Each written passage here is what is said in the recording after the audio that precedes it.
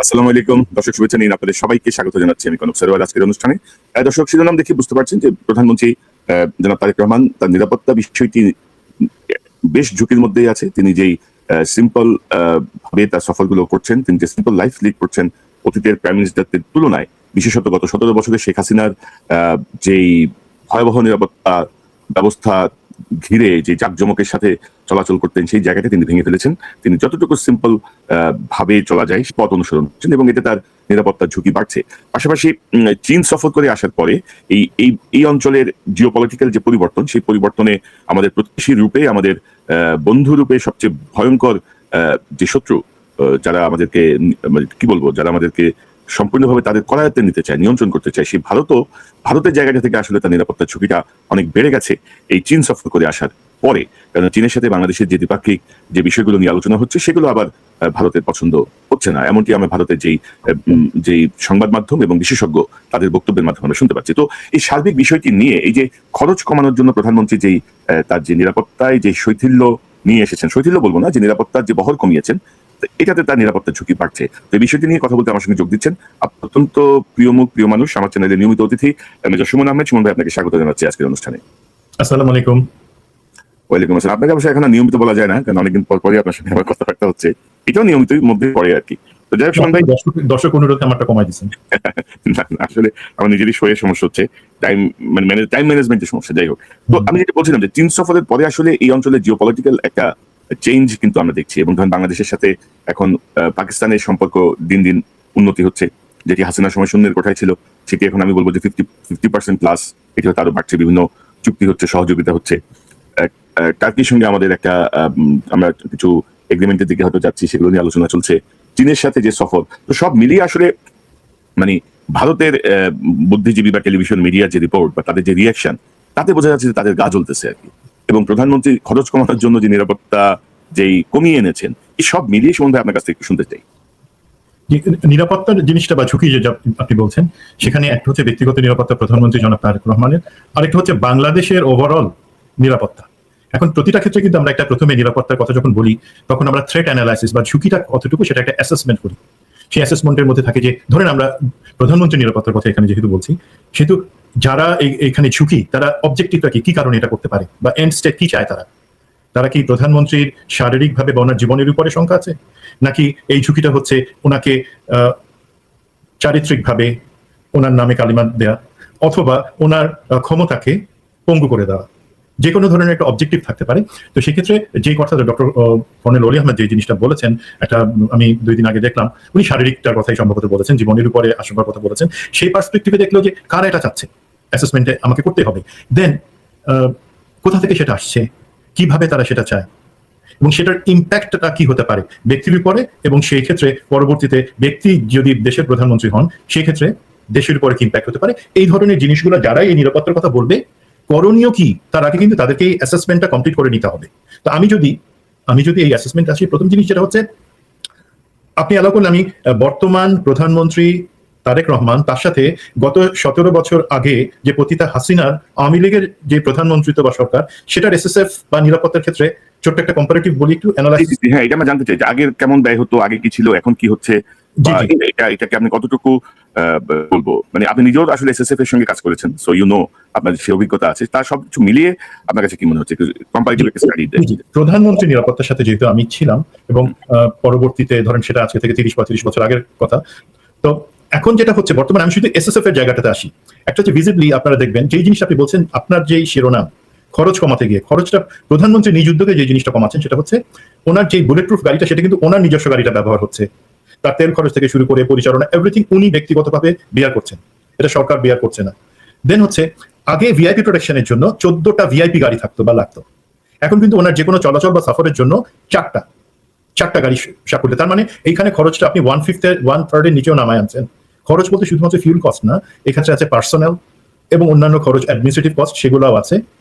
দেন SSF সাপোর্টটা তো পতিতা হাসিনা, তার পরিবার, তার ওই বিদেশি ছেলে, বিদেশি মেয়ে, বিদেশি মেয়ে জামাই, বিদেশি ছেলের বউ, নাতি নাতনি, সবার জন্য, পুরা গোষ্ঠী যুদ্ধা সবার জন্য কিন্তু এসএসএফ, সেখানে পুতুলের জন্য, রেহানার ছেলে মেয়ের জন্য একইভাবে এসএসএফ কে ডিপ্লয় করা হতো। সেই জিনিসটা কিন্তু প্রধানমন্ত্রী তারেক রহমান নিচ্ছেন না। যদিও প্রোটোকল ন্যূনতম ওনার ইমিডিয়েট ফ্যামিলি, যেটা আমি বুঝি, ওনার স্ত্রী মানে আমাদের যিনি ম্যাডাম জুবাইদা রহমান, ওনার এবং তার মেয়ে, তারা কিন্তু সেই এসএসএফ প্রোটোকল অবশ্যই পায়, কিন্তু উনি এই জায়গায় খরচটা বা তাদের এঙ্গেজমেন্টটা কমায় রাখবার জন্য এসএসএফ প্রোটোকল তাদেরকে দিচ্ছেন না। কিন্তু এখন এর বাদে আরো আছে, সেটা হচ্ছে ওনার বাসাটা আমরা জানি, সেটা নিজস্ব যে বাসা, সেখানে এসএসএফ ন্যূনতম এসএসএফ ডিপ্লয়েড আছে, পিজিআর ন্যূনতম ডিপ্লয়েড আছে। বিদেশে সফরের সময় আমরা দেখেছি এসএসএফ এর একটা বড় বহর অ্যাডভান্স পার্টি হিসেবে আগে, পরবর্তীতে প্রধানমন্ত্রী সফর সঙ্গী হিসেবে তারা যায়, তো সেই জায়গাটা অর্ধেকেরও কমে চলে আসছে। মানে আপনি যদি মনে করেন যে আগে সেখানে এসএসএফ এর 15 জনকে যেতে হতো, সেটা 5-এ নেমে আসছে সর্বসাকুল্যে। তাছাড়াও ওনার সাথে সফর সঙ্গী যারা আছেন, বিদেশে যান, তাদেরকে কিন্তু যে যাওয়ার পরে সরকারি কর্মকর্তা কর্মচারী যারা যান, তাদের টিএ দিয়ে বিল ক্লেম করে, উনি সেটাকে নিরুৎসাহিত করতেছেন। কিন্তু আপনারা সরকারি খরচে সেখানে যতটুকু আমাদের মিশন ব্যবস্থা করবে সেটাই, এর বাদে আপনারা কোনো বিল ক্লেম করবে না। আরেকটা হচ্ছে, উনি যে দেশের মধ্যে যে সফরগুলোতে যাচ্ছেন, সেটা বগুড়া হোক, চট্টগ্রাম হোক, সিলেট হোক, সেখানে কিন্তু ওনার যাওয়াটা হচ্ছে পার্টির যে বাস আছে সেটা করে যাচ্ছেন, সাথে এসএসএফ যাচ্ছে বা নিরাপত্তার লোক যাচ্ছে।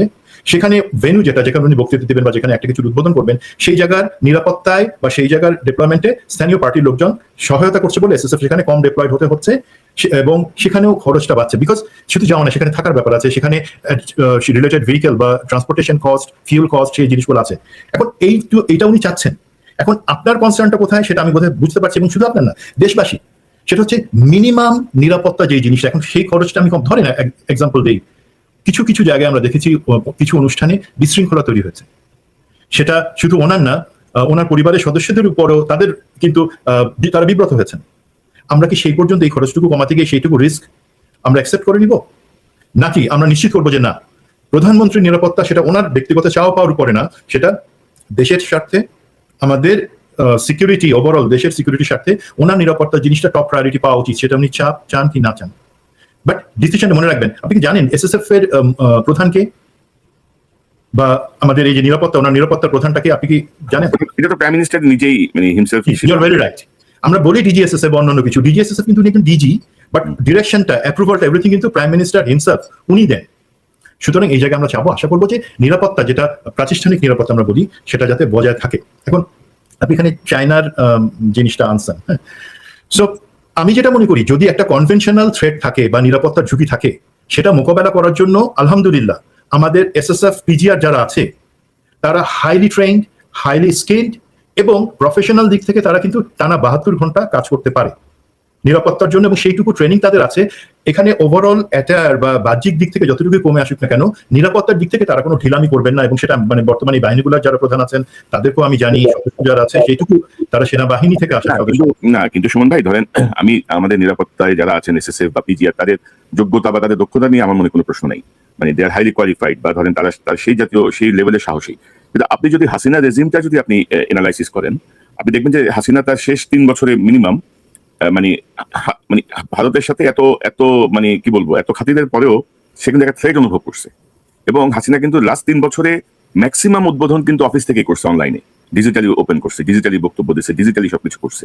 ঢাকার 2-1টা জায়গা ছাড়া মোস্টলি উনি মানে অনলাইনে ওপেন করছে। তো এটা ছিল তার সিকিউরিটি জায়গাটা। এবং সেই জায়গায় মানে ধরেন যে আপনি যদি আমার প্রপার অ্যারেঞ্জমেন্ট না করেন, আমি আমার দলীয় নেতা কর্মীদের উপরে কতটুকু ভরসা করতে পারি? তারপরে এসএসএফ এ বা পিজিআর এ বা অন্যান্য জায়গায় গোয়েন্দা সংস্থাগুলো এখনো কিন্তু হাসিনা নিয়োগ করা লোকজনই বসা, দো দে আর প্রফেশনাল, তারা হয়তো সেভাবে নিচ্ছেন না। কিন্তু হাসিনা যখন তাদেরকে নিয়োগ দিয়েছে, আমরা যেটা দেখেছি, তাদের ব্লাড গ্রুপ টেস্ট করে করে নিয়োগ দিয়েছে, তারপরে সে টিকতে পারেনি, সে পালাই গেছে। তো তারেক রহমান তো এই জায়গাটা অনেক বেশি উদারতা দেখাচ্ছেন, কিন্তু এই জায়গাগুলো অনেক বেশি উদারতা দেখাচ্ছেন। এই উদারতা তার জন্য ক্ষতিকর হয়ে দাঁড়ায় কিনা, আপনি কি মনে করেন? একজন সাবেক আমি একটা মানে শেষের এই জায়গাটাতে আমার আসবার উচিত। দেখেন, আপনি বাংলাদেশে উদারতা, আমরা বাংলা ডিকশনারি খুললে উদারতার মানে হচ্ছে দুর্বলতা পড়ি, মহানুভবতা ভালো মানুষই, আমরা পড়ি দুর্বলতা। আমাদের ডিকশনারিতে আমাদের বাংলাদেশি মানসিকতা, সরি আমি একজন বাংলাদেশি সেই হিসেবে বলতেছি, এখানে উদারতা বা মহানুভবতা কাজে লাগে না। কারণ কি, আমরা যতটুকু বুঝি, প্রধানমন্ত্রী যে জিনিসটা চাচ্ছেন, ওনার সামনে অ্যাকচুয়ালি 2টা অপশন আছে।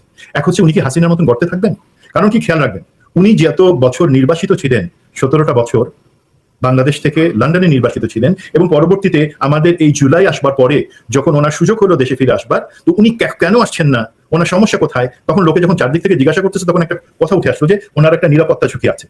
তখনই আমরা কিন্তু বললাম যে নিরাপত্তা ঝুঁকি থাকলেও দেশের নেতা হওয়ার জন্য তো তাকে সেই ঝুঁকি অগ্রাহ্য করে আসতেই হয়।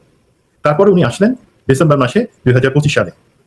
সেই আসার সময় থেকে সম্ভবত ওনার মাথায় একটা জিনিস কাজ করতেছে যে, নোমর আমি 17টা বছর ছিলাম, আমি এখন দেশে এসে জনগণের যে ভালোবাসাটা পাইতেছি, সেখানে আমার আর এমনি গর্তে হাসিনার মতো গর্তে ঢুকায় থাকবার সুযোগ নাই। আমি বলছি না সে ঠিক, আমি সেই জায়গাটা আসছি। দেখেন, এখন দুইটা অপশন আমি বললাম। একটা হচ্ছে উনি ইরানের খামেনির মতন হতে পারেন।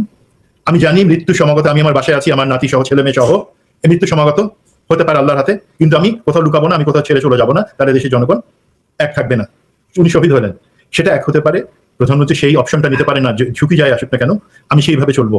এখন মাননীয় প্রধানমন্ত্রী, আপনার ফিলিং এর উপরে সম্মান রেখে আমি আপনাকে বলছি, এটা আরব না, এটা ইরান না, এটা বাংলাদেশ। এবং এই বাংলাদেশে আপনার ক্ষতিটা কিন্তু অ্যাকচুয়ালি বাংলাদেশের জনগণ করবে না।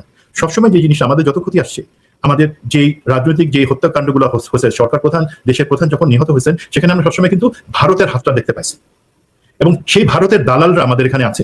এখন এইখানে একটা জিনিস একটু আনতেই হয়, যেটা হচ্ছে একটু গুপ্ত কথা আমি বলি। এখন আওয়ামী লীগের পতিতা হাসিনা, সে একটা ইন্টারভিউ দিয়েছে, আপনি জিনিসটা দেখতে পাচ্ছেন, সেখানে সে বলছে যে ডিসেম্বরে আসছে। কিছু লোক আমাকে বলবে আওয়ামী লীগকে তাহলে ফেরত আসছে কিনা, তারা আমাকে জিজ্ঞাসা করছে সকাল থেকে। বাট আমি তাদেরকে বলছি, আওয়ামী লীগ ফেরত আসার কথা আসে কেন? আওয়ামী লীগ তো দেশের ভিতরে আছে, পালাই গেছে আওয়ামী লীগের শেখের পরিবার, তারা পালাই গেছে বাইরে, এবং কিছু নেতা তারা পালাই গেছে। এখন তা বলে কি আওয়ামী লীগের কাজ বন্ধ হয়ে আছে?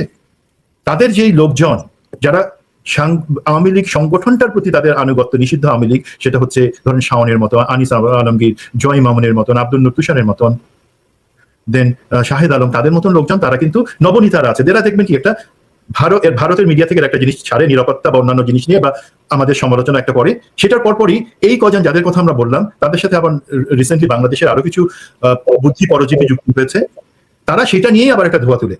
তার মানে অ্যাকচুয়ালি নিষিদ্ধ আওয়ামী লীগটাকে, সেই সংগঠনটাকে টিকায় রাখছে কিন্তু দেশের ভিতরে এই বুদ্ধি পরজীবী লোকজন, তারা তাদের বিভিন্ন বক্তব্য বা কিছু দিয়ে মাঝে মাঝে উস্কায়।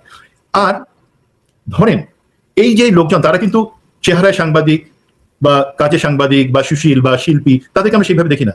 এবং আওয়ামী লীগের একটা বড় অংশ, নিষিদ্ধ এই দলটার, তারা কিন্তু আস্তে আস্তে এইভাবে বিএনপির ভিতরে ঢুকে গেছে। ইভেন প্রধানমন্ত্রী তারেক রহমানের আশপাশে কিছু কিছু লোক ঢুকে গেছে, বা তার আস্থার জায়গায় ঢুকে গেছে। এরাই কিন্তু গুপ্ত। তার মানে তারা অঙ্গ হিসাবে আওয়ামী লীগের গুপ্তাঙ্গ, তারা বিএনপির ভিতরে ঢুকে গেছে। সেটা এখন আমি টের পাবো, টের কি পাচ্ছি যে তারা আমার ভিতরে ঢুকে গেছে। রিস্কটা অ্যাকচুয়ালি আপনি যেটা বলছেন, নিরাপত্তার ঝুঁকি, কারণ তারা নাচে কোথা থেকে? ভারতের কথায় নাচে। তারা ওই পাশ থেকে যে ঐশী বাণী আসে আমাদের পশ্চিম দিকে ভারত থেকে, সেই মতন তারা সে আওয়াজ তুলে। সেই আমাদেরকে সতর্ক থাকতে হবে, কিন্তু এই সতর্কতার জন্য এটা কিন্তু কনভেনশনাল না। আর বিশেষ করে আপনি একটা চীনের কথা বলছেন, আপনি বলে নেন, তারপর আমি সেই চীনের আমি অ্যাড করি আপনার সাথে। ধরেন এই যে আওয়ামী লীগ এখন সফট পাওয়ার দিয়ে ইন করতে চাচ্ছে, সফট পাওয়ার মানে মিডিয়া, শিল্পী, সাহিত্যিক, সুশীল সমাজ, এদেরকে ইউজ করে আওয়ামী লীগ একটা ন্যারেটিভস দাঁড় করিয়ে তাদের পক্ষে জনমত তৈরি করার চেষ্টা করছে। এবং আপনি যদি বলছেন যে প্রধানমন্ত্রীর আশেপাশে কিছু লোকজন অনেকে গুপ্তের ভূমিকায়, আপনি যদি দেখেন যে আনিস আলমগীরকে ডেকে প্রধানমন্ত্রীর সঙ্গে লাঞ্চ করানোর, বা আব্দুল নূর তুষারকে প্রধানমন্ত্রীর সঙ্গে ডেকে লাঞ্চ করানো, তাদেরকে এক ধরনের বৈধতা দেয়, তাদেরকে এক ধরনের অ্যাকসেপ্টেবিলিটি দেয়, মানে গভর্নমেন্টের সাথে বা প্রাইম মিনিস্টারের সাথে। এবং তারা সেখান থেকে বের হয়ে কিন্তু যে কথাগুলো বলছে, এগুলো কিন্তু অন্যরকম ভাবে বিষয়গুলো কিন্তু মানুষের মাথায় ঢোকে। সো এই যে কাজগুলো, এই কাজগুলো তারা বুঝে করছেন নাকি না বুঝে করছেন, এটা আমার কাছে স্পষ্ট না। এটা আমার কাছে কিন্তু মোটামুটি স্পষ্ট। আমি তোকে বলছিলাম যে ওনার একটা চেঞ্জ, প্রধানমন্ত্রীর একটা চেঞ্জ এসছে, সেটা হচ্ছে উনি আসার পরে মনে করছেন কি উনি ওনার মোর হিউম্যান হবেন, উনি বদান্যতা দেখাবেন। ওনার যে কথাটা বারবার, যে প্রতিশোধ নয়, আমার মা বেঁচে থাকে উনি প্রতিশোধ নিতেন না, আমার বাবা প্রতিশোধের কথা বলতেন না, এই জায়গাগুলো থেকে আমি পরিষ্কারভাবে বলতে চাই। উনিও পরে জিনিসটা ক্লারিফাই হচ্ছে না, বিচারের জায়গায় চলবে, বিচারের সাথে প্রতিশোধের কোনো সম্পর্ক নেই, উনি ওনার ব্যক্তিগত পার্সপেক্টিভে বলছেন। এখন ব্যক্তিগত পার্সপেক্টিভের কথা যদি আসে, দেখেন আমাদের নবীজির আদর্শ আছে, আমরা জানি, এবং উনি কিন্তু ওনার উপরে যে বুড়িটা ওনার মসজিদে যাওয়ার পথে আবর্জনা রাখতো, কাটা বিছিয়ে রাখতো, উনি কষ্ট পাইতেন কিন্তু কিছু বলতেন না। যখন যেদিন উনি শুনলেন সে অসুস্থ, একদিন দেখেন কাটা নাই, আবর্জনা নাই, গেলেন, দেখে সে অসুস্থ, তার সেবা করলেন। এবং সেই তারপর ওনার এই ধরনের আরো অনেক ঘটনা আছে, যে ক্ষেত্রে উনি ওনাকে যারা ব্যক্তিগতভাবে, তাইফের ঘটনা মনে করেন, অন্য সব জায়গায় ব্যক্তিগতভাবে ওনাকে কষ্ট দিয়েছে, উনি কিন্তু তাদের উপরে দয়া দেখাই, তাদেরকে ক্ষমা করে তাদেরকে বরং উনি সেবা করেছেন, যেটার কারণে তখন তারা কিন্তু কনভার্ট হয়ে গেছে, তারা ইসলাম গ্রহণ করেছে। তো সেটা কিন্তু একটা, হয়তো আমাদের প্রধানমন্ত্রী সেই আলোকে জিনিসগুলো চিন্তা করছেন, এটা সুন্নাহ। বাট এগেইন, ইভেন আপনি মক্কা বিজয়ের পর যদি ব্যক্তিগত, মক্কা বিজয়ের পরে যে সাধারণ ক্ষমা ঘোষণা মক্কাবাসীর প্রতি, সেটা কিন্তু ব্যক্তিগত না, সেটা কিন্তু ওভারঅল। এখন এই সব জায়গায় যদি আসি, অবশ্যই এটা একটা ভালো কাজ, বাট একই আমরা কিন্তু আরবে সেই জায়গায় নাই। এক নাম্বার আমরা বাংলাদেশে আছি। 2 নাম্বার, ধরেন যদি এই নবীর এই সুন্নাতটা পালন করবার পরে সেটা ভালো, আপনার প্রমাণ নবী যাকে ক্ষমা করে দিয়েছেন, সে ইসলাম নিয়েছে, সে ভালো হয়ে গেছে, সে স্বীকার করছে যে সে এতদিন খারাপ কাজ করছে। আপনি যে আওয়ামী লীগের যে সমস্ত কৃতদাসদের, এই শাওন থেকে শুরু করে রোকেয়া প্রাচী থেকে শুরু করে যারা অ্যাকচুয়ালি আপনারা বলেন যে আওয়ামী লীগ আসবে কবে, আওয়ামী লীগ তো তারা ক্যারি করতেছে, রোকেয়া প্রাচীরা, শাওনরা, এই মিডিয়াতে যারা আছে, সাংবাদিক নামে অপসাংবাদিক যারা আছে, তাদের কয়জন বলেন এখন বলছে যে এই 17 বছর হাসিনা যে কাজগুলো করছে সেগুলো গুমখুন করছে, আমাদেরকে সম্পূর্ণভাবে দাস হিসেবে রাখছে, আমাদেরকে ভারতের কাছে বিক্রি করে দিছে, সেটা অন্যায় ছিল, ভুল ছিল? এই আনিস আলমগীর, তুষার, এরা কি বলছে? এরা বলে নাই, বরঞ্চ এরা এখন কি বলছে? এরা এখন জুলাইয়ের হত্যাকে নর্মালাইজ করার চেষ্টা করতেছে, বলার চেষ্টা করতেছে যে হাসিনা তো ভালো মানুষ, মানুষের উপর দোয়া ছিল, মাত্র 1,500-2,000 মেরে, আর বেশি মারে না, নাইলে ও ইচ্ছে করে 1.5 লাখ মারত। এইভাবে তারা নর্মালাইজ করার চেষ্টা করতেছে এই সমস্ত গাদ্দারের দল, জয় মামুন, তারপরে অন্যরা। এখন আপনি যারা ক্ষমা চাচ্ছে না, যারা অনুতপ্ত হচ্ছে না, তাদেরকে আপনি আর কত দয়া দেখায় নিরাপত্তার ঝুঁকির মধ্যে ফেলবেন আপনার জীবনকে এবং দেশের? আপনার জীবন মানে তো শুধু আপনি এখন ব্যক্তি না, আপনি দেশের প্রধানমন্ত্রী। আর তারেক রহমানের নিরাপত্তা এবং প্রধানমন্ত্রী তারেক রহমানের নিরাপত্তার জায়গাটা একেবারে ডিফারেন্ট। এবং প্রধানমন্ত্রী হিসেবে আপনার যে রাষ্ট্রীয় প্রোটোকল বা প্রধানমন্ত্রী হিসেবে যে আন্তর্জাতিক স্বীকৃত প্রোটোকল, সেই প্রোটোকল আপনাকে অবশ্যই নেওয়া উচিত। এবং ধরেন মানে শহীদ প্রেসিডেন্ট জিয়াউর রহমানের আমলের নিরাপত্তার ঝুঁকি আর এখনকার ঝুঁকি কিন্তু এক না। মানে ওই সময়কার যে প্রযুক্তি, ওই সময়ের যে অবস্থা ছিল, মানে এখন তারেক রহমান যেখানে যেখানে যাচ্ছেন, এটি মানে আমেরিকা থেকে বলেন আর পৃথিবীর আরো ধরেন মানে কি বলবো, বাংলাদেশ থেকে ধরেন আরো 30,000 মাইল দূর থেকে বসে বলেন মনিটর করা সম্ভব, ওনার প্রতিটি স্টেপ মনিটর করা সম্ভব, তাই না? উনি কোথায় যাচ্ছেন, কিভাবে যাচ্ছেন। আমি একটা পয়েন্ট এটা কভার করে দিয়ে আরেকটা জায়গায় একটু যাবো, সেটা হচ্ছে কি, ধরেন আমি ইরানের কথা বললাম, ধর্মীয় নেতা খামেনি কথা বললাম, যে ওনার জিনিস, সেখানে তারা সেই রিস্কটা নিতে পারে, ইরানের প্রতিটা স্তরে সেটা নিতে পারে, বিকজ তাদের স্তরের লিডারশিপ তৈরি আছে। তাদের একজন নেতার উপরে বা একসেট নেতার উপরে নেতৃত্ব নাই, সেখানে 5টা স্তর তৈরি আছে পরবর্তীতে নেতৃত্ব নেওয়ার জন্য। আমাদের বাংলাদেশে কি সেটা আছে? আমাদের বাংলাদেশে আমি তো অ্যাড করি, ধরেন আমাদের বিকল্প লিডারশিপ থাকলেও খামেনিদের নিরাপত্তার কিন্তু কোনো ত্রুটি ছিল না, তারা সর্বোচ্চ প্রোটেকশন সর্বোচ্চ জায়গাতেও ছিল, কিন্তু তারপরেও আইডেন্টিফাই হয়েছে পরবর্তীতে যে সেখানেও মানে গুপ্তচর ছিল, গাদ্দার ছিল। তো বাংলাদেশে তো ভাই গাদ্দার মানে ঘাটে ঘাটে গাদ্দার। বাংলাদেশে আমরা যে রয়ের কথা বলি, র তো ভাই ভিতরের লোকজনই র, মানে আলাদা করে এসে তাদের খোঁজ নিতে হয় না, এরাই খবর দেয় যে ভাই এই হচ্ছে বা ওই হচ্ছে, বিনিময়ে তারা হয়তো কিছু চায় বা কোনো সুবিধা চায় বা কোনো টাকা চায়। তো সেই জায়গাটায় ধরেন এতটা শৈথিল্য দেখানো কি ঠিক হচ্ছে কিনা। পাশাপাশি একজন সেনা কর্মকর্তা আমাকে কদিন আগে বলছিলেন যে নর্মালি প্রাইম মিনিস্টার বহরে আমরা একই রকমের 2-3টা গাড়ি রাখি, মানে একই রকমের ফ্ল্যাগ লাগানো, একই রকমের যেন আইডেন্টিফাই করতে না পারে। তো সেখানে প্রাইম মিনিস্টার সফর করতেছেন বড় একটা বাসে। বর্তমান যে বাস্তবতা, আমাদের এই বাংলাদেশ অঞ্চলে যে নিরাপত্তা পরিস্থিতি বা আমাদের যে সিকিউরিটি থ্রেট, সেখানে একটা বাসে ভ্রমণ করাটা সাশ্রয়ী, কিন্তু এটা কতটুকু নিরাপদ, এই প্রশ্নটা কিন্তু আসছে। পাশাপাশি ধরেন এসএসএফ এ ধরেন এসএসএফ মানে প্রাইম মিনিস্টার নিজে এখন গাড়ি ড্রাইভ করতেছে। নর্মালি কিন্তু এসএসএফ এর একজন মেজর পদমর্যাদার কর্মকর্তা কিন্তু প্রধানমন্ত্রী বা রাষ্ট্রপতির গাড়ি ড্রাইভ করেন এবং তিনি অলওয়েজ কানেক্টেড থাকেন এসএসএফ এর মেইন বেজের সাথে, তাই না? ইনস্ট্রাকশন পান বা তার সেই সিকিউরিটি প্রস্তুতিগুলো আছে। তারেক রহমান সাহেবের বাসকে চালাচ্ছেন, এসএসএফ এর কেউ না, ওনার ব্যক্তিগত কোনো ড্রাইভার বাসটা চালাচ্ছে। তো আমার মনে হয় যে এই জায়গাগুলো যখন আমি দেখি না, এই জায়গাগুলো যখন আমি অ্যানালাইসিস করি বা বোঝার চেষ্টা করি, তখন আমি খুব মানে ফ্রাস্ট্রেটেড হই যে কেন মানে এই জিনিসগুলো হচ্ছে। কারণ ওনার নিরাপত্তার জন্য এমন কোনো ব্যয় কিন্তু হচ্ছে না এই রাষ্ট্রের। সেই জায়গাটা আমি সম্পূর্ণ আপনার সাথে একমত হয়ে বলবো। দেখেন, আমি প্রধানমন্ত্রী তারেক রহমানের অনুভূতি এবং ওনার যে সুচিন্তা, যে উনি শুধুমাত্র খরচ কমানো, এখানে এঙ্গেজমেন্ট কমানো, সেই জায়গাটা উনি চিন্তা করছেন। দেখেন, আপনি বাসের কথা বললেন, উনি যেদিন বাংলাদেশে নামলেন, ওনার তো নিরাপত্তা ঝুঁকি ছিল, যে কারণে উনি অ্যাকচুয়ালি আসছিলেন না। তো আমরা দেখলাম যে এয়ারপোর্ট থেকে 3.5 ঘন্টা ধরে ওনার বাসটা গেল, উনি যেখানে জনসভায়, সেই জনসভায় 300 ফিটে উনি ভাষণ দিলেন, সেখান থেকে আবার উনি গেলেন এভার কেয়ারে, মার কাছে। এখন নিরাপত্তা ঝুঁকি কোনটা কম হতো আপনি আমাকে বলেন, এবং লোকজনের ইনভলভমেন্ট কোথায় কম হতো? আপনি এয়ারপোর্ট থেকে সরাসরি জনসভার জায়গায় যদি হেলিকপ্টার করে প্রোটেক্টর অবস্থায় নিয়ে আসতেন এবং সেখান থেকে হেলিকপ্টার করে আপনি ওনাকে এভার কেয়ারে হেলিপ্যাড তৈরি ছিল, সেখানে নিয়ে যেতেন। সুতরাং আমি বাস ব্যবহার করলে বা কর্মীদের হাতে জিনিসগুলো ছেড়ে দিলে যে নিরাপত্তা খরচ কমবে, এই খরচের হয়তো কমছে বা নিরাপত্তার ঝুঁকিটা বেড়ে যাচ্ছে। আশা করি আমাদের ডিজিএসএসএফ যে আছে, সে অত্যন্ত ম্যাচিউরড একজন জেনারেল। আমি একটা জিনিস আমি একটু আগে বলি, হ্যাঁ, ডিজিএফআই এবং বিভিন্ন গোয়েন্দা বাহিনী কিন্তু আওয়ামী লীগের লোকজন রয়ে গেছে, বাট আলহামদুলিল্লাহ যেটা হয়েছে, আমাদের এই এসএসএফ পিজিআর একদম সম্পূর্ণভাবে কিন্তু ক্লিন, এখানে কোনো রিস্কের ফ্যাক্টর নাই এবং তারা এই জিনিসটা বোঝাতে সমর্থ হবেন। উনি এই জিনিসটাকে এই পার্সপেক্টিভে দেখবেন। ওনার জ্ঞান প্রজ্ঞার আমি অবশ্যই সম্মান করেই বলতে চাচ্ছি। এখন কোনো ভাই আসল জায়গাতে কিন্তু আমরা আসি নাই। থ্রেট যেটা নিরাপত্তা হুমকি, আমরা যাই বলি না কেন, দেশে বা অন্যান্য কিছু দেশের যেই গাদ্দার, তার বাদে থ্রেটটা অ্যাকচুয়ালি কিভাবে হচ্ছে সেটা কি একটু আমি আপনাকে 3 মিনিটে বলতে পারবো দর্শকদের জন্য? প্লিজ বলেন। অ্যাকচুয়ালি আমি যেভাবে থ্রেটটা বা নিরাপত্তার হুমকির অ্যাসেসমেন্টে যে একটা অ্যাপ্রোচ দেখতে পাচ্ছি, উইচ ইজ মোর লাইকলি, সেটা হচ্ছে কি, দেখেন কিছু কিছু ঘটনা আমাদের কাছে আপাতত বিচ্ছিন্ন মনে হচ্ছে, বাট একই সাথে কিন্তু ঘটছে। ধরেন ভারত পুশিনের চেষ্টা করলো, এখনো করে যাচ্ছে সীমান্তে। আমাদের সীমান্তে কিছু সংঘর্ষ, কিছু হত্যা হয়েছে ভারতের মাধ্যমে। যদিও বিডিআর প্রথমবারের মতন একটাকে গুলি করছে। দেন সেখানে পশ্চিমবঙ্গে, ভারতের পশ্চিমবঙ্গে একটা র্যাডিক্যাল উগ্র হিন্দুত্ববাদী একটা সরকার এসছে। দেখেন, আমি কিন্তু যেই স্কুলে এবং কলেজে, আপনি একই কলেজে পড়ছেন, সেখানে কিন্তু মুসলমান আইডেন্টিটি ছিল না। সেখানে আমি যদি 30 জন যদি মুসলিম থাকে, 30 জন হিন্দু আছে, 30 জন খ্রিস্টান আছে, আমরা এই পরিবেশে, এবং আমার বন্ধুদের বেশিরভাগই বাংলাদেশে, যারা সবাই কিন্তু হিন্দু, ধর্ম হিসাবে না, বাট হিন্দুত্ববাদ ইজ টোটালি ডিফারেন্ট। সেখানে তারপর আসামে সেখানে একটা উগ্রবাদী সরকার, এই চেঞ্জটা আসছে। একই সাথে আপনি দেখেন, আওয়ামী লীগ কিন্তু তাদের সভাপতিকে বাংলাদেশে পাঠাইছে, আমরা কিন্তু চোখে দেখতে পাইতেছি না। আমাদের বর্তমানে ভারতের যে রাষ্ট্রদূত বাংলাদেশে আছেন, একজন রাজনৈতিক কমপ্লিটলি পলিটিক্যাল একজন লোক, যেটা আগে কখনোই হয় নাই, উনি কিন্তু আমাদের দেশে ভারতের রাষ্ট্রদূত হিসেবে দায়িত্ব নিয়েছেন। দায়িত্ব নেওয়ার আগে আমরা জিনিসটা নিয়ে আলাপ করতেছিলাম, আমি আপনার সাথে আলাপ করছি, যে সে আসাটা কিন্তু ইজ এ সিগন্যাল যে আওয়ামী লীগের আর হাসিনার দরকার নাই দেশে। এই যেই লোক, সেই কিন্তু সমস্ত ডাইরেক্টিভস বা অন্যান্য জিনিসপত্র করবে, ডিফ্যাক্টো সভাপতির দায়িত্ব সেই কিন্তু পালন করবে। তো সে আসলো এবং এসে কিছু কমেন্ট করলো। আর আমাদেরও এই চাটুকার মির্জাফর কিছু সাংবাদিক আছে যারা দেশের মান মর্যাদা সমস্ত খেয়ে বসে কিছু প্রশ্ন করে নিজেদেরকে ছোট করার চেষ্টা করলো। এবং সম্প্রতি প্রধানমন্ত্রীর চীন সফরের পরে আমরা দেখতে পাচ্ছি মিডিয়াতে, ভারতের বিভিন্ন মিডিয়া যেগুলোতে চটকদার খবর দেখায় বা সেগুলোর কোনো আসলে অথেন্টিসিটি খুবই কম, সেগুলোতে বাংলাদেশ বিরোধী প্রচারণা, বাংলাদেশ কেন এই শিবিরে যাচ্ছে, তাহলে বাংলাদেশের উপরে যুক্তরাষ্ট্রের কি খড়গ নেমে আসবে, এটসেট্রা এটসেট্রা, অনেক কিছু বলার তারা চেষ্টা করছে।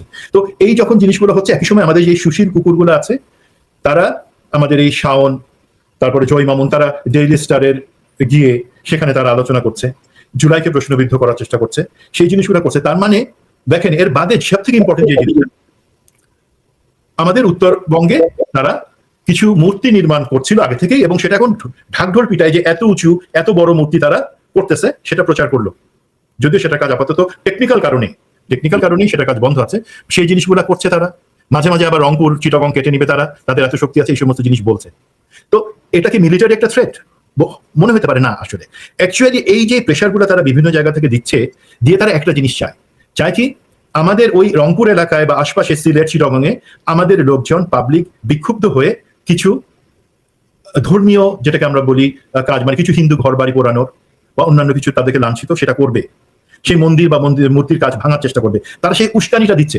এখন দেখতেছে সেটাও লাভ হবে না, তাহলে থ্রেটটা কি? আমি যতটুকু চিনি, আওয়ামী লীগ এবং ভারতের চরিত্র এক।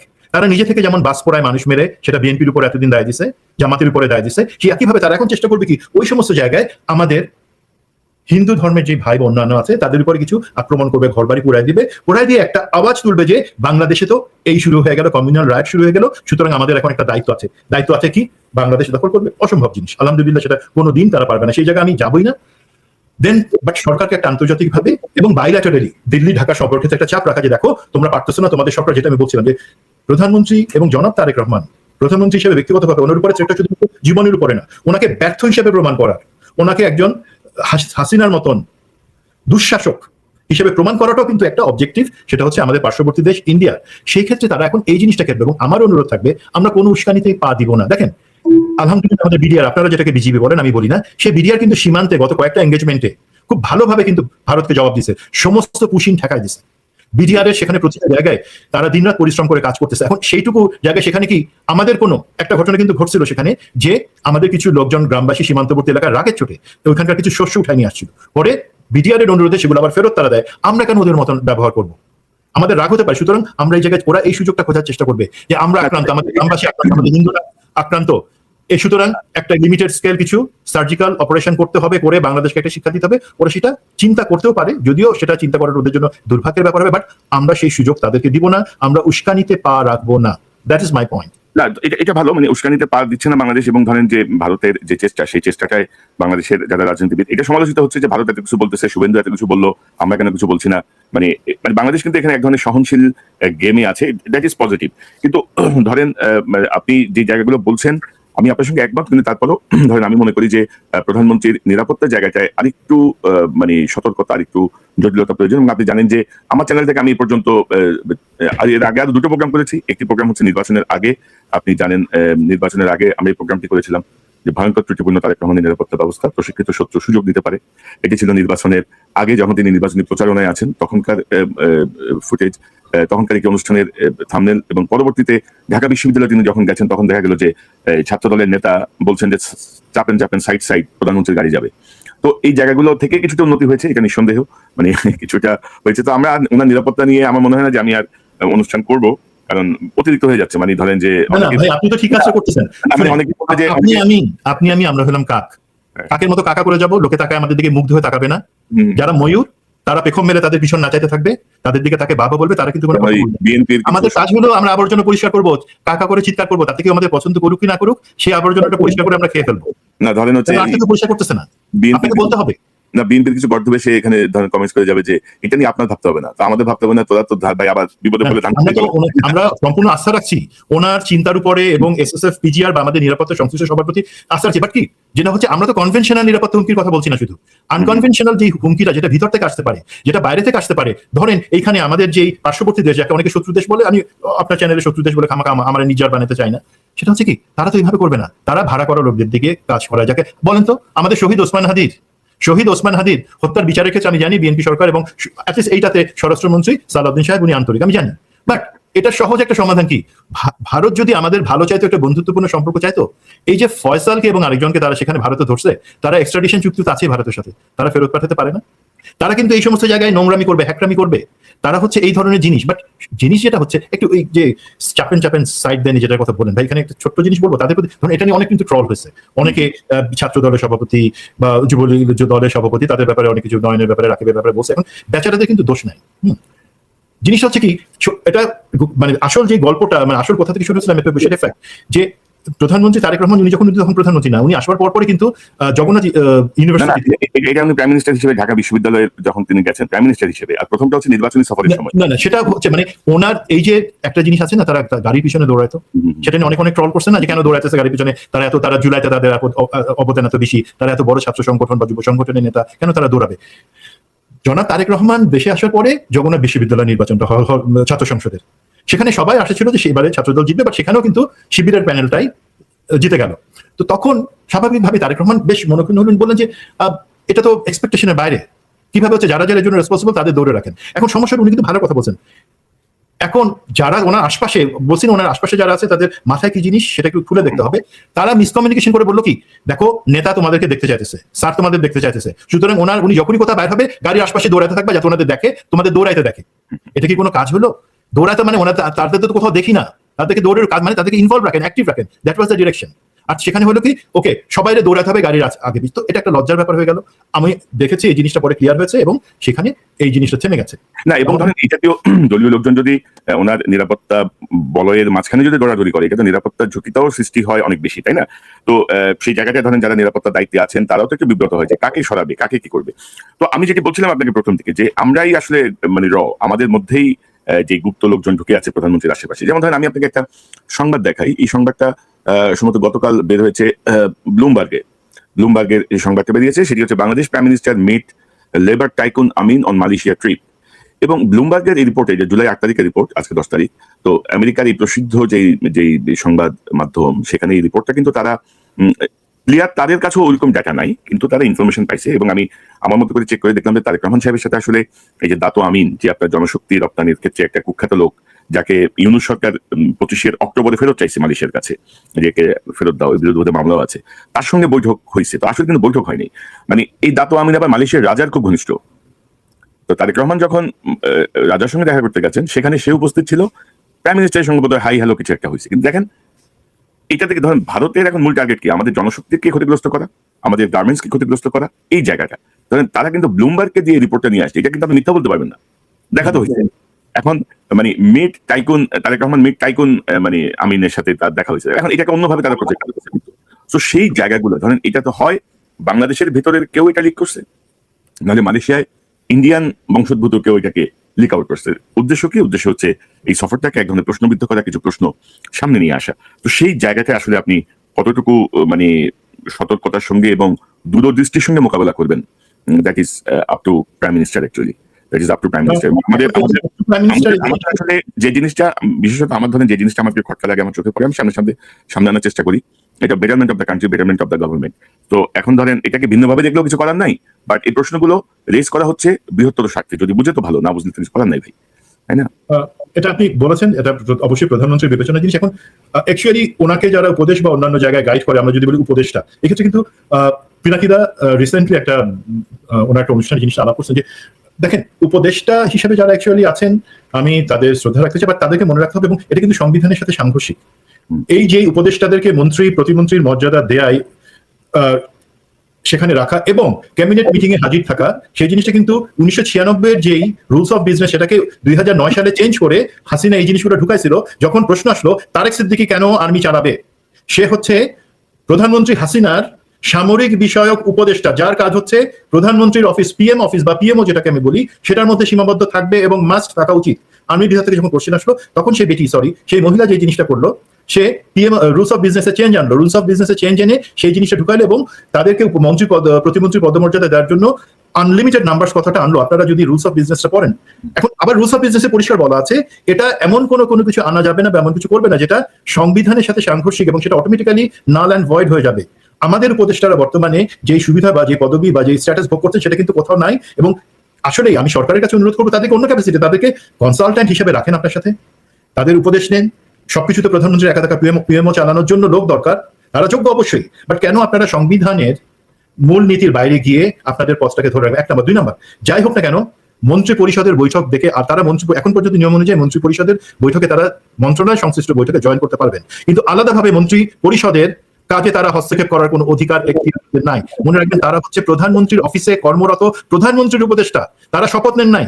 তাদের ধরেন তাদের পদমর্যাদা থাকতে পারে, কিন্তু তারা রাষ্ট্রীয় পলিসি কোনো মেটারে তারা বক্তব্য রাখতে পারবে। এখন আপনি দেখেন ডক্টর জাহেদ, আমি একটা সিম্পল এক্সাম্পল, আপনার অনুষ্ঠানে প্রতিমন্ত্রী মীর শাহ আলম আসছিলেন 2 দিন আগে। উনি এসে ওনার যে কথা, ওনার ব্যাপারে অনেক অভিযোগ আছে, আমি সেই সব যাবো না, উনি ভালো কি খারাপ। ওনার কথাটা কি, ওনার পুরো অনুষ্ঠানটাতে যতক্ষণ কথা বলছে সাবমিসিভ, অ্যাজ ইফ উনি কোনো কিছুতে ডিসিশন মেকার না। উনি বিএনপির একজন কর্মী বলেছেন, এবং উনি বলেছেন আমাদের সিনিয়র মন্ত্রীরা এবং প্রধানমন্ত্রী বিবেচনা করে কাজগুলো করবেন। উনি একবারও বলার চেষ্টা করেন নাই। আপনি 2 বার বলছেন আপনি তো মহাক্ষমতাশালী মন্ত্রী, উনি সেটা শুনেন না। উনি বলছেন না, আমার কোনো কিছুই নাই, আমি আমার কাজ করে যাচ্ছি।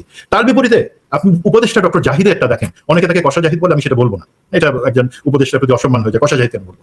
তো এখন উনি অনুষ্ঠান যেখানে যান সেখানে বলেন আমি এই 3টা পলিসি প্রধানমন্ত্রীকে বলছি এক্সিকিউট করবার জন্য, আমি অ্যানালাইসিস করে বলছি। এই যে গুপ্ত একটা কথা শুরু করা, সেটা বলে প্রধানমন্ত্রীকে অনেক নিচে নামায় নিয়ে আসা, এবং বিএনপি, জামাত এবং অন্যান্য দেশের ভারত এবং আওয়ামী বিরোধী যারা আছে সবাইকে মধ্যে সন্দেহের জিনিস ঢুকায় দেওয়া, সেটাকে জন্ম কোথা থেকে? এক হচ্ছে এই যে বিরিয়ানি আলম, আপনারা যাকে বলেন, আমি তো বিরিয়ানি আলম বলবো না, আমি বলবো শাহেদ আলম, সাংবাদিক শাহেদ আলম, এবং এই ডক্টর জাহিদ উপদেষ্টা, তারা কিন্তু এই প্রধানমন্ত্রীর থেকে এই জিনিসটা ওনাকে এই বিষটুকু ঢেলে দিয়ে ওনার মুখ থেকে এটা বলাইছেন, এবং প্রতি কথায় তারা বলেন যে ওনাকে দিয়ে আমরা এই পলিসি করবো। ভাই, পলিসি করার আপনি কে?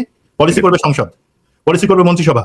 সেখানে কোনো কিছু আছে কিনা টেকনিক্যাল জিনিস প্রধানমন্ত্রীর অফিসে বসে আপনারা সেটা দেখবেন। আপনাদের পা কিভাবে সচিবালয়ে পড়ে, কোন এখতিয়ারে পড়ে আপনাদের পা, কোন এখতিয়ারে আপনারা গোপনীয় ফাইল বা সিক্রেট ফাইলস সেটা দেখবার জন্য মন্ত্রীদের এবং সচিবদেরকে বলেন। আপনারা শপথ নেন নাই তো? একজন মিলিটারি অফিসার, আমি শপথ নিয়েছি, রাষ্ট্রের কাছে শপথ আমি পারি, আপনি পারেন না, আপনি শপথ নেন নাই। সুতরাং এই যে জিনিসগুলো হচ্ছে ওনার ইনার সার্কেল, সেই জায়গায় আপনি যদি আমাকে বলেন যে 3টা এই যে নিরাপত্তা ঝুঁকি কমানোর জন্য 3টা আমি সাজেশন মেক করবো প্রধানমন্ত্রী তারেক রহমানের উপর সম্পূর্ণ সম্মান রেখে, 3টা, প্রথম জিনিস ওনার ইনার সার্কেল, বিশেষ করে উপদেষ্টা যাদেরকে নিয়েছেন তাদেরকে বদলাইতে হবে বা তাদের উপর নজর রাখতে হবে। একটা গল্প আছে সিলেটি, একটা গল্প আছে লন্ডন থেকে নিয়ে আসে, আমি ওই জায়গায় যাচ্ছি না, আপনি বদলান। যারা তাদের ফেসবুকে প্রতিনিয়ত পোস্ট দেয় আমি প্রধানমন্ত্রীর এই করতেছি, আমি প্রধানমন্ত্রীর সাথে এই ছবি করতেছি, সাথে সাথে তাদেরকে বের করে দেন। আপনার নিরাপত্তার ঝুঁকি হচ্ছে সেই লোকটা যেই ছবি বাইরে আসবার কথা না, যেখানে একজন মহিলাকে আপনার বিমানে নিয়ে এসে তাকে দিয়ে সেলফি তোলায়, সেটা বাজারে ছাড়া, সেটা কথা না, সেটা নিরাপত্তার ঝুঁকি, সম্মানের ঝুঁকি। এই সমস্ত কাজে যারা জড়িত সরাসরি তাদেরকে বাদ দেন। 2 নম্বর জিনিস হচ্ছে আপনি একজন জাতীয় নিরাপত্তা উপদেষ্টা নিয়োগ দেন। ডক্টর খলিল প্রফেসর ইউনূসের আমলে বা অন্তর্বর্তী সরকারের সময় নিরাপত্তা উপদেষ্টা ছিলেন, উনি এখন পররাষ্ট্রমন্ত্রী, সেই পদটা খালি আছে। এখন জাতীয় নিরাপত্তা উপদেষ্টা এই কারণে দরকার যে সেটা শুধু সামরিক, আমাদের তো একজন সামরিক উপদেষ্টা আছে, যিনি সামরিক বাহিনী সংশ্লিষ্ট জিনিসগুলো দেখেন, ব্রিগেডিয়ার জেনারেল অবসরপ্রাপ্ত ডক্টর শামস, উনি যোগ্য, কোনো সন্দেহ নাই, বাট ওনার কাছে সামরিক জিনিস, নিরাপত্তা শুধুমাত্র সামরিক জিনিস না। আমি অনেকের কাছে বলেছি, আমি রিচ করেছি, আমি শুধু জনাব তারেক রহমানের কাছে একটা রিকোয়েস্ট রাখবো, মাননীয় প্রধানমন্ত্রী, আমি একজনের নাম বলবো, সে যোগ্য কি না যোগ্য না সেটা আপনি বিবেচনা করে নেবেন, এবং বাংলাদেশে ইউরোপিয়ান ইউনিয়নভুক্ত যত রাষ্ট্রদূত আছে, USA, China, even India, Pakistan, সেই সমস্ত দেশের রাষ্ট্রদূতকে আপনি আপনার লোককে দিয়ে ফোন করে বলেন যে মেজর সুমনি একটা লোকের নাম বলছে, এ কেমন হবে? এই একটা লোককে দেখবেন সমস্ত আমাদের যে ডিপ্লোম্যাটিক কমিউনিটি, বিশেষ করে রোহিঙ্গা সমস্যা সমাধান এবং আমাদের বর্ডার ক্রাইসিস সমাধানের জন্য একে সবাই পছন্দ করে এবং মনে করে উনি, ওনার মাথায় সেই বুদ্ধিটুকু আছে, আমার যদি সুযোগ হয় আমি কখনই সেই একটা নাম বলে দিব, ওনারাই যাচাই বাছাই করে তাকে সে যোগ্য কি যোগ্য না। বাট আমাদের একজন নিরাপত্তা উপদেষ্টা এবং নিরাপত্তা সেল, ন্যাশনাল সিকিউরিটি সেল, এই দুটা জরুরি দরকার, যে দুটা গত 6 বছরে সম্পূর্ণ ইনঅ্যাক্টিভ আছে এবং এই 2 বছরে আমরা বলার পরও উদ্যোগ নেওয়া হয়েছিল নিরাপত্তা সেল সেগুলো চালু করবার জন্য, সিকিউরিটি সেল, আবার সেটাকে সেই উদ্যোগ কি কারণে সেটা বেঁচে গেছে আমি জানি না। আর 3 নাম্বার বা লাস্ট যেটা হচ্ছে সাজেশন, ছোট মানুষ হিসেবে বলছি, যে কোনো পদ, সেটা মন্ত্রী, সচিব, রাষ্ট্রদূত অথবা বাহিনী প্রধান, সেই ক্ষেত্রে কারো সুপারিশের ভিত্তিতে, মানে সিস্টেম যে সুপারিশ করে তার বাদে অন্য কারো আত্মীয়তা, বন্ধুত্ব অথবা সে পার্টির জন্য এত কন্ট্রিবিউট করে সেই কারণে নিবেন না। দেখেন একটা এক্সাম্পল দিই, শুধু আমাদের 3 জন সেনাপ্রধানকে নিয়োগ করেছিলেন বিএনপিরই লিডাররা। একজন জেনারেল জিয়া রহমান, উনি এক্সটেনশন অবস্থায় 2 বার এক্সটেনশন করায় এরশাদকে উনি সেনাপ্রধান রাখলেন। সেই এরশাদই কিন্তু যতটুকু ধারণা জেনারেল জিয়াকে হত্যায় ভারতের সাথে এবং হাসিনার সাথে মিলে কাজটা করেছে প্রেসিডেন্ট জিয়া রহমানকে হত্যায়। দেন জেনারেল নাসিম বেগম জিয়া করলেন, সেটাও কিন্তু সরাসরি না, সেটাও কিন্তু একটা সুপারিশের ভিত্তিতে হয়েছে। দেন জেনারেল মঈনু আহমেদ, বিএনপির এই যে 3 জন, যে 3 জনকে বিএনপি সুপারিশের ভিত্তিতে যোগ্যতর লোক থাকবার পরেও সেনাপ্রধান বানালেন, তাদের হাতে বিএনপি কি হয়েছে? প্রতিবারই এরশাদের কূপ। দেন জেনারেল নাসিমের ব্যর্থ কূপ, যদিও এটার জন্য আমি জেনারেল নাসিমকে পুরোপুরি দায়ী করবো না, ভিতরে অনেক ঘটনা আছে। 3 হচ্ছে জেনারেল মঈনের 111। এগুলার সেনাপ্রধান কারা নিয়োগ করছিল? বিএনপি করছিল। সুতরাং কোন এই সেনা বাহিনী প্রধান নিয়োগের ক্ষেত্রে প্লিজ কোনো সুপারিশ, কোনো ভালো লাগা, কোনো কিছু, আর বিশেষ করে এক্সটেনশনে আছে, তার মেয়াদ শেষ হয়ে যাওয়ার পর দয়া করে, অথবা তার যোগ্যতার বা তার কাজ ভালো পারে সেটা রাষ্ট্র বা বাহিনী সেই সুবিধা নেওয়ার জন্য তাকে আরো 6 মাস এক্সটেনশন দিয়ে রাখছে, সেই ধরনের কাউকে কখনোই প্লিজ নেবেন না। ওনারা এক্সটেনশন কেন নেয় সেটা বুঝবার মতন বুদ্ধি আপনার আছে, আমার থেকে আপনাদের বুদ্ধি অনেক বেশি। কেন এক্সটেনশন নেয়, কি সুবিধা পাওয়ার জন্য, কোথায় কোপ মারার জন্য, সেটা আপনারা জানবেন প্লিজ। যেই অফিসার, আমাদের যোগ্যতর অফিসারের অভাব নাই, তো এক্সটেনশন দিয়ে তাদের পথ যুদ্ধ করার কোনো যৌক্তিক কোনো কারণ নাই। মানে এমন কোনো কি বলবো এটারে, মানে বেহেশতে ফল না যে আমাদের তা রাখতেই হবে। আর আরেকটা বিষয় আমি জানতে চাই, যে ধরনের প্রতিরক্ষা উপদেষ্টা ব্রিগেডিয়ার শামস, তার কি নিরাপত্তা সংক্রান্ত কোনো বিষয় আছে প্রধানমন্ত্রী? কিন্তু প্রধানমন্ত্রী সকল সফরেই কিন্তু ওনাকে আমরা দেখছি মানে এসএসএফ এর সাথে। তো আমার তো মনে হয় যে তার আরো অনেক কাজ আছে কিন্তু, তাই না? এখন জিনিস সেটা হচ্ছে, এটা একটু ভালো প্রশ্ন করেছে, জিনিসটা একটু বোঝা দরকার। সেটা হচ্ছে সামরিক, উনি প্রধানমন্ত্রী সামরিক বিষয়ক উপদেষ্টা, সেই হিসাবে কিন্তু প্রধানমন্ত্রী নিরাপত্তা দেয়া বা প্রধানমন্ত্রীর সাথে যাওয়া ওনার কাজ না। ওনার কাজ হচ্ছে আমাদের আর্ম ফোর্সেস যেগুলো আছে বা সামরিক বাহিনীগুলো যেটা আছে সেটার ব্যাপারে প্রধানমন্ত্রীকে অ্যাডভাইস দিয়ে সাহায্য করা। উনি কেন যাচ্ছেন? উনি যাচ্ছেন কারণটা হচ্ছে ওনার তার আগে প্রধানমন্ত্রী নিরাপত্তা প্রধান হিসেবে যখন জেনারেল আকবর, ফজল আলী আকবর সেই জায়গাটা থেকে সরে এসে নিরাপত্তা জিনিসটা দেখা শুরু করলেন চেয়ারপারসনের, তখন ব্রিগেডিয়ার জেনারেল শামস উনি হেড অফ সিকিউরিটি হলেন।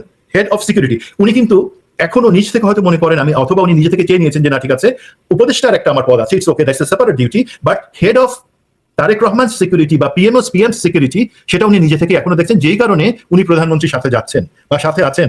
সেটা কিন্তু সম্পূর্ণভাবে 1-to-1 এর ব্যাপার প্রধানমন্ত্রীর সাথে ওনার। সেক্ষেত্রে কি কারণে উনি দেখছেন সেটা আমি প্রশ্ন করবো না, উনি দেখছেন ভালো ওনার প্রজ্ঞা দিয়ে, বাট সেটা কিন্তু নিরাপত্তার দায়িত্ব ওনার কাছে আসে না। নিরাপত্তার ফিজিক্যাল সিকিউরিটি এসএসএফ, পিজিআর, আর রাষ্ট্রের নিরাপত্তা, বাংলাদেশ রাষ্ট্রের নিরাপত্তা, যেটা অ্যাকচুয়ালি আমরা এখনো গঠন করতে পারি নাই, সেইটা একজন নিরাপত্তা উপদেষ্টা দেখবেন। এবং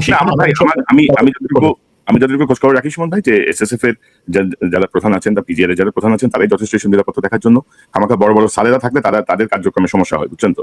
মানে আমি একটা কাজে যাই, যদি আমার সিনিয়র কোনো বাইরে দেখি, সিনিয়র কোনো সাংবাদিককে দেখি, আমি একটু ইয়ে হই না, আমি তখন ডিপেন্ড করি যে স্যার কি বলে বা স্যারের মতামত কি। তো এইসব এগুলো এক ধরনের সৃষ্টি করে আর কি, মানে আমার পকেট সৃষ্টি করে। আমার মূল কাজ শামসের সাথে কথা বলেন, উনি না, এটা হচ্ছে আসবে জিনিসটা ক্লিয়ার করা ভাই। দেখেন কিছু জিনিস ফিসফাস চলে না, আমি ক্লিয়ার হওয়া দরকার। ইউ কল হিম, আমি এই প্রশ্নটা উল্লেখ করলাম কারণ এই প্রশ্নটা আমার কানে যেহেতু আসছে, সেই জন্য আমি ওপেন উল্লেখ করলাম।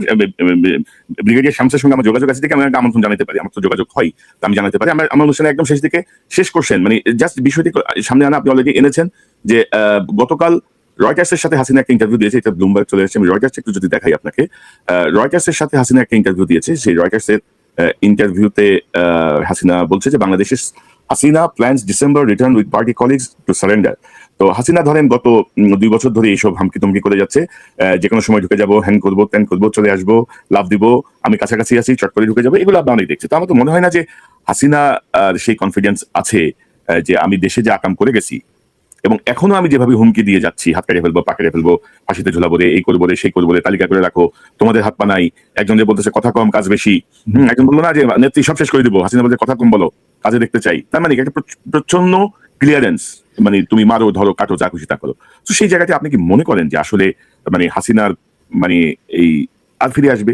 মাঝখানে দেখলাম ইন্ডিয়ান এক সাংবাদিক বলছে যে হাসিনা দেশে যেতে চায়, কারণ তার বয়স তো 78-79, তো তার যদি ইন্ডিয়াতে মৃত্যু হয় বাংলাদেশ হয়তো তার লাশ গ্রহণ করবে না, তো সে বাংলাদেশের মাটিতে তার শেষ ইয়েটা চায়, নাহলে তার দলই তো থাকে না। বাংলাদেশে সে যদি দলের কথা চিন্তা করতো বা বাংলাদেশের মাটির কথা চিন্তা করতো, বাংলাদেশে তো কোনো রাষ্ট্রপ্রধান কখনো পালা যায়নি। আচ্ছা না, জাস্ট একটা জিনিস অ্যাড করি, হাসিনা তো নিজের ইচ্ছাতেই পালাইছে, এখন কিন্তু নাটক করতেছে যে আমি গোপালগঞ্জে যেতে পেরেছিলাম। হাসিনা কিন্তু একদম প্রপোজড, প্রি প্ল্যান্ড তাদের পালানো। ভাই ওখানে যে চুপ্পু বসা আছে, ওরে একটু ভালো করে পানি খাওয়াই দিয়ে জিজ্ঞাসা করলে সত্যি কথাগুলো বলে দিবে। এখন আমি যেটা বলতেছি, যদি তার ইচ্ছা থাকতো, ওই ধরনের তার দেশপ্রেম থাকতো, প্রথম কথা আমাদেরকে সে হত্যা করতো না, আমাদেরকে সেই জুলমের মধ্যে রাখতো না। নেক্সট জিনিস হচ্ছে, বাংলাদেশের মাটি তার কাছে কোনো প্রিয় কোনো জিনিস না, তার পরিবারের কাছেও না। সেই জন্য তারা শুধুমাত্র 1 সপ্তাহ 2 সপ্তাহ ধরে তারা প্ল্যান করে কে কোথায় যাবে কবে যাবে তারা ভেগে গেছে। ভেগে যাওয়ার পরে দেন এখন ওইখানে কান্নাকাটি করতেছে, তাদের প্রচুর টাকা নিয়ে গেছে, সেই টাকা দিয়ে তারা থাকতে পারবে। তারা তো বিদেশে থেকে, তাদের সমস্ত পরিবার বা সব সম্পর্কগুলো তো বিদেশে। সুতরাং বাট ওই যে একবার রক্তের স্বাদ যে পেয়ে গেছে হাসিনা, তার তখন রক্ত নাকে, আমাদের রক্ত নাকে তার চলতেছে না। সেই রক্ত খাওয়ার জন্য আসবার কথা চিন্তা করতে পারে। ভাই লিটমাস টেস্ট করছেন আপনারা, ইয়েতে থাকতে, ল্যাবে করছেন, স্কুলে থাকতে, কলেজে থাকতে। এই যে সাউন্ডের দিয়ে কথা বলা হয়, এই যে আনিস আলমগীর তুষারে দেখে দিয়ে বেয়াদবের মতন কথা বলা হয়, এই যে চ্যানেল আই, একটা জিনিস একটু বলি না, আমার অনেক কষ্ট লাগে আমার কলিগদের উপরে, আমার কিছু এক্স কলিগ এবং আমার পরিচিত, তারা এখন 71 টিভি চ্যানেল আই এটি নিয়ে গিয়ে সাক্ষাৎকার দেয়, চেহারাটা একটু দেখানোর জন্য। আমিও চেহারা দেখাতে চাই, আপনি সুযোগ দেন না, তাও 2-3 মাস পর এখন পাই। তারা প্রতিদিন চেহারা দেখার জন্য এই সমস্ত গাদ্দা, শাইখ সিরাজ, তারপরে এই চ্যানেল আই, এই সমস্ত প্রোগ্রামে গিয়ে তারা এখন সুন্দর সুন্দর কথা বলেন। এখন এই সমস্ত এরাই করতেছে কি, বা বাইরে নবনীতা, বাইরে থেকে এদেরকে দিয়ে কথা বলায়, শারমিন চৌধুরী, এরা বলে কি হাসিনা আসবে, একটা ভয় আমাদের মধ্যে দেখাতে চায়। হাসিনার ভয়টা আমাদের দেখায়। এখন এই লিটমাস টেস্ট প্রতিটা শেষমেশ শাওনকে দিয়ে চেষ্টা করছিল জুলাইকে প্রশ্নবিদ্ধ করে দেখবার জন্য রিয়াকশনটা কি হয়। এখন দেখলো কি ভাই, ওরা জুলাইকে যতটা অবজ্ঞা করার চেষ্টা করবে, দেখেন সাথে সাথে কিন্তু শিবির, ছাত্রদল, জামাত, বিএনপি এক হয়ে গিয়ে এমন একটা স্ট্যান্ডে চলে গেছে, ওরা এখন কিন্তু ভয় পেয়ে গেছে যে তাই ভাই এইসব করে লাভ নাই, আমরা যত জুলাইকে অবজ্ঞা করার চেষ্টা করবো তত বেশি মার খাবো। মার দেওয়া হয়েছে না, দেওয়া যে হবে না সেটার তো কোনো গ্যারান্টি নাই। তো এই অবস্থায় হাসিনা জানে, ইভেন যদি কোনো কারণে আগামীকালকে বিএনপি সমস্ত ঝানু সমস্ত এবং কিছু কিছু বেতন ভুক, আমরা জানি কিছু কে বেতন খাইতো, তাদেরকে কনভিন্স করেও যদি বাংলাদেশে আসবার ব্যবস্থা করে আত্মসমর্পণের মাধ্যমে, ভাই বাংলাদেশের জনগণ আপনি যেই দেখেন, তাদের আমাদের মধ্যে যেইটুকু আমরা প্রতিরোধের জায়গায় গেছি, জুলাই তো আমরা ভুলি নাই, ও তো টিকতে পারবে না, ও বা নিষিদ্ধ পার্টি কেউ তো টিকতে পারবে না ভাই। এখন তো শুধুমাত্র আমরা কথা বলতেছি সামরিক অফিসারদের বিচার বা অন্যান্য গুম খুনের ক্ষেত্রে, পলিটিক্যাল লিডার যারা আছে গুম খুনের সাথে সংশ্লিষ্ট, তাদেরকে যখন সত্যিকার ভাবে ধরা হবে, প্রতিশোধ না, আমি আগেই বলি প্রতিশোধ না, বিচার নিশ্চিত করার জন্য। আমি একজনকে ক্ষমা করে দিতে পারি, হাসিনাকে আমাকে 2.5টা দিন টর্চার করবার জন্য আয়না ঘরে নিয়ে গিয়ে গুম করে আমি করতে পারি, বাট আর যাদেরকে করা হয়েছিল তাদের ক্ষমা করার এখতিয়ার কি আমার আছে? তাদের পক্ষ থেকে নো, সেটা তারা করবে এবং সেটার কাজ হলো বিচার নিশ্চিত করা। আমার কখনোই মনে হয় না হাসিনা এটা এই জায়গাটাতে হাসিনা আসবে, যেটা হতে পারে এই ভয়টুকু দেখাই তারা চেষ্টা করতেছে দেখার জন্য কোনোভাবে এই আওয়ামী লীগ ফেরত আসতে পারে কিনা। That's all.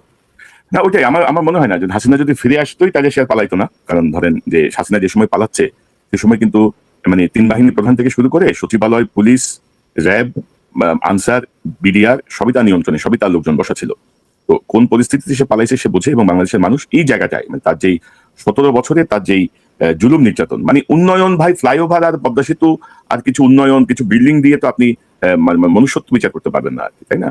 আপনি ক্ষমতায় টিকে থাকতে যেভাবে ভিন্নমত দমন করেছেন, যেভাবে রাষ্ট্রীয় বাহিনীকে জনগণের বিরুদ্ধে ব্যবহার করেছেন শত্রু দেশের মতো করে, সেই জায়গাটায় মানুষ আমার মনে হয় না যে তাকে আর একসেপ্ট করবে। বাট এগুলো বলতে হয় তার নেতা কর্মীকে চাঙ্গা রাখার জন্য।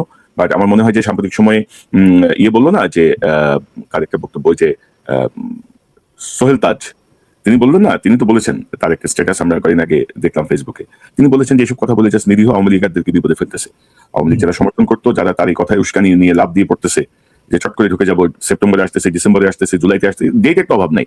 তো এগুলো করে কিছু লোক ঝাঁপায় পড়ে এবং জনগণের হাতে মার খায়, পিটুনি খায়, আবার গ্রেপ্তার হয়, অনেক কিছু ঘটে। তো আশা করি আমরা আজকে অনুষ্ঠানে অনেক বিষয় নিয়ে আলোচনা করলাম, এগুলো যদি সংশ্লিষ্ট জায়গায় যদি বোঝেন তো ভালো, মানে বলে না বুঝলে বুঝপাতা না তেজপাতা, কিছু করার নেই। মেজর সুমন আহমেদ, আপনাকে অসংখ্য ধন্যবাদ। নিশ্চয়ই আমি একটু অনিয়মিত, আশা করি একটু নিয়মিত হবো, কথা হবে, ভালো থাকবেন। আসসালামু আলাইকুম। দর্শক, এতক্ষণ যে অনুষ্ঠান শুনলেন নিশ্চয়ই আপনাদের আলোচনা মর্মার্থ উপলব্ধি করতে সক্ষম হবেন। আমরা আসলে প্রধানমন্ত্রীর নিরাপত্তার জায়গাটা তিনি যেভাবে আসলে চলছেন, যা করছেন, সেই জায়গাটায় একটু চিন্তিত, শুধু আমরা না, তার দলের অনেকেই চিন্তিত, বাংলাদেশের মানুষ আসলে চিন্তিত। কারণ বাংলাদেশের নিরাপত্তা ব্যবস্থা এখন পর্যন্ত সেই পর্যায়ে যায় নাই যেভাবে প্রধানমন্ত্রী এখন চলাচল করছেন। দীর্ঘদিন দেশের বাইরে থাকায় তিনি যা দেখেছেন, তিনি হয়তো তার কিছু বিষয় ওনার মধ্যে কাজ করছে, কিন্তু বাংলাদেশ এখনো সেই পরিমাণ নিরাপদ হয়নি। এবং আমি প্রথমেই বলেছি, বিশেষত চীন সফরের পরে চীনের সাথে বাংলাদেশের সম্পর্ক, পাকিস্তানের সাথে যে সম্পর্ক উন্নতি হচ্ছে, পাশাপাশি টার্কির সাথে যে সম্পর্ক, সব মিলিয়ে আমাদের প্রতিবেশী রাষ্ট্র ভারত হয়তো ভাবছে যে তার যে আধিপত্য ছিল, যে আধিপত্য সে হারিয়েছে, সেই আধিপত্য একেবারেই সে হারাবে।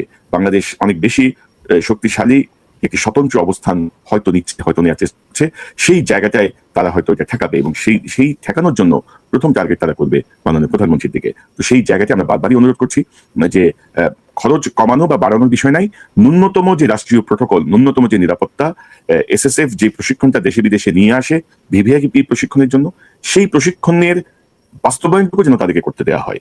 কারণ আমরা পরবর্তীতে এগুলো নিয়ে দুঃখ পেতে চাই না, কষ্ট পেতে চাই না। কারণ একজন জিয়াউর রহমানকে হারিয়ে বাংলাদেশ অনেক বেশি পিছিয়ে গেছে। জিয়াউর রহমানের যে সর্বদিন